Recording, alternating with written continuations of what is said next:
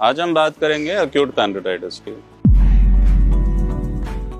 मेरा नाम डॉक्टर योगेश बत्रा है और मैं इंद्रप्रस्थ अपोलो दिल्ली में senior consultant gastroenterologist. Pancreas gland हमारे पेट के अंदर एक पतला ग्लैंड होता है जो पेट के बीच में होता है। इसका काम होता है, इसके दो फंक्शंस होते हैं, एक्सोक्राइन और एंडोक्राइन।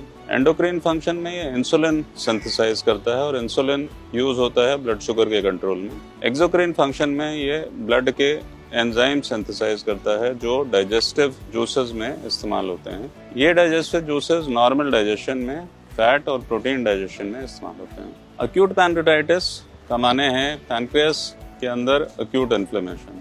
मतलब अगर पैनक्रियास किसी भी वजह से सूज गया, इन्फ्लेम हो गया, तो उसको हम अक्यूट पैनक्रेटाइटिस कहते हैं। This acute pancreatitis can be because of alcohol, it can be because of gallstone predominantly, but इसके अलावा इसके बहुत सारे कारण होते हैं जैसे कि वायरल इन्फेक्शन, ट्रॉमा और भी बहुत सारे कारण। जब भी किसी को अक्यूट पैनक्रेटाइटिस होता है तो उसके पेट में बहुत सीवियर पेन होता है। ये पेन खाली पेट के ऊपरी हिस्से में ना रह करके पीठ में जा सकता है, चेस्ट में आ सकता है। अक्यूट पैनक्रेटाइटिस की एक रेंज होती है, तो इस रेंज में माइल्ड पैनक्रेटाइटिस से लेकर के सीवियर पैनक्रेटाइटिस तक हो सकता है। अगर आपको माइल्ड पैनक्रेटाइटिस है तो फिर कई बार हॉस्पिटलाइजेशन की भी जरूरत नहीं पड़ती और इसका इलाज घर ही में हो सकता है। लेकिन अगर सीवियर पैनक्रेटाइटिस है तो इसका मतलब पेशेंट को ऑर्गन फेलियर हो सकता है और उसका इलाज अस्पताल में ही होना चाहिए।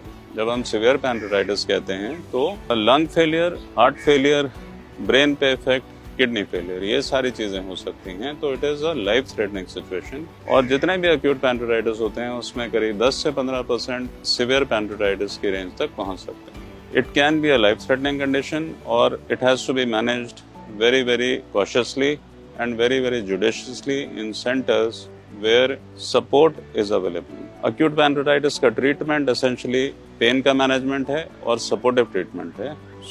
पेन के लिए हम एनाल्जेसिक देते हैं जो नार्कोटिक या नॉन नार्कोटिक की कैटेगरीज में आती हैं।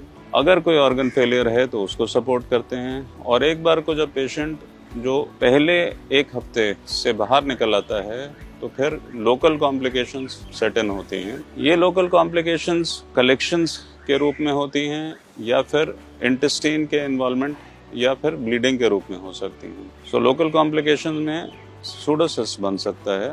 सूडोसिस को कई बार हमें ड्रेन करना पड़ता है। ये सूडोसिस ड्रेनेज एंडोस्कोपी से होने लगा है आजकल और इसको यूएस गाइडेड सूडोसिस ड्रेनेज करते हैं। सूडोसिस एब्सेसिस में कन्वर्ट हो सकता है और अगर ये बहुत बड़े सूडोसिस हैं या मल्टीपल हैं तो कई बार इनके लिए सर्जरी की भी जरूरत पड़ती है। अगर ब्लीडिंग होती है तो फिर इसको भी एंडोस्कोपिकली मैनेज किया जा सकता है। अगर एंडोस्कोप से नहीं होता तो फिर अगेन एडवांस केसेस में सर्जरी पे जाना पड़ सकता है। तो बेसिकली पैनक्रेटाइटिस के जितने कॉम्प्लिकेशंस हैं ये सब हॉस्पिटल में ही मैनेज हो सकते हैं, इसलिए इसको घर पे मैनेज करने की कोशिश ना करें। अगर किसी को अक्यूट पैनक्रेटाइटिस है तो इमीडिएटली अपने गैस्ट्रोएंटरोलॉजिस्ट को दिखाएं और उसका इलाज करें। Thank you so much.